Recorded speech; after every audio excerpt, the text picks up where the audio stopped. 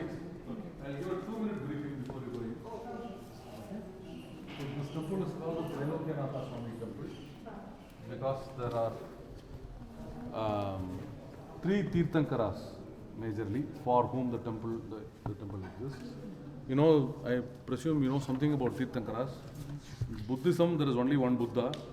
In Jainism, there are 24 people called Tirthankaras. The first one was called Adinatha or Shivanatha. He is the father of that famous Bahubali. You remember that Gomateshwara Bahubali? Shravanabela. He is the father of that.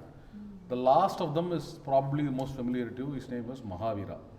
Mahavira is the last of the 24 Tirthankaras. According to Jain philosophy, any person can become a Tirthankara, but nobody has since Mahavira, who was 40 years older than Buddha.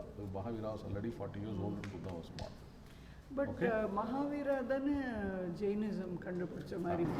That is not Jain belief. Jain belief is that all 24 Tirthankaras contributed to the establishment of faith. So the person they call this is Rishabhanatha, and they call because he's called Adinatha.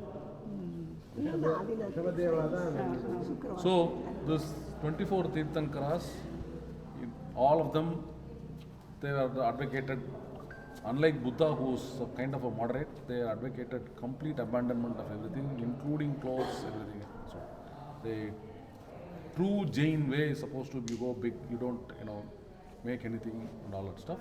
But there is, like in every religion, there is always the saints and then the everybody else. Okay, the other people, common people, don't go all the way to this thing. They live a normal life, commercial life with all the aspects, but they follow several disciplines. Jains are very strictly vegetarian. They don't eat anything, even they don't even root vegetables and so other things. So you will see the Jain food distinction. So the original Jainism started off in a particular way, but later on the 24 Tirthankaras Kapuram, there are a lot of people called Acharyas. These are like Vaishnava Alvars and Acharyas.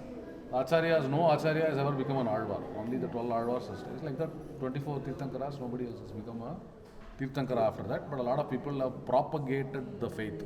So some of the Acharyas are also celebrated and they also have images in worship in some places. Mostly the Jains stayed out of the city. They would go to a place, the 4 rainy months, they are not supposed to even beg in the city. They are supposed to stay out in the barren hills.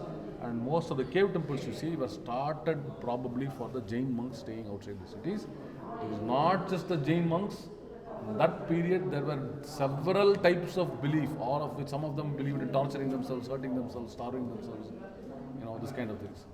So the Vedic people call them the Shramanas, the people who suffer. So starvation, not wearing clothes, living in some rural area, avoiding community life and all that. People who did this were called Shramanas. Okay, even Buddhism, those followers, people who gave up a lot of things were called Shramanas. And by the Greek period, they said 2 types of monks are there, Brahmanas and Shramanas. 2 types of monks. The Hindus follow them. They didn't think about Hindus as this thing. The general public don't care. The general public will go whatever they think is profitable, they will go there.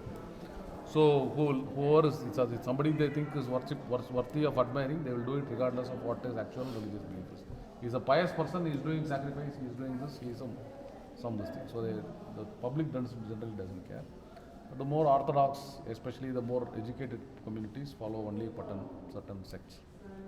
In the Jainism, in this Acharya tradition, later on some of the Acharyas decided that they cannot go completely clothless, that they will wear one single piece of white cloth. So the original, they were called Dikambara, that is wearing the directions, that is not wearing anything. The later group is called Shvetambara, white cloth wearing, Shvetambara. So this is the basics of that. So then once people started, establishing temples for them, building temples inside cities, etc. for them, you started creating sculptures, murtis and all that. In north, all the Jain temples follow the Nagari architecture. Here they follow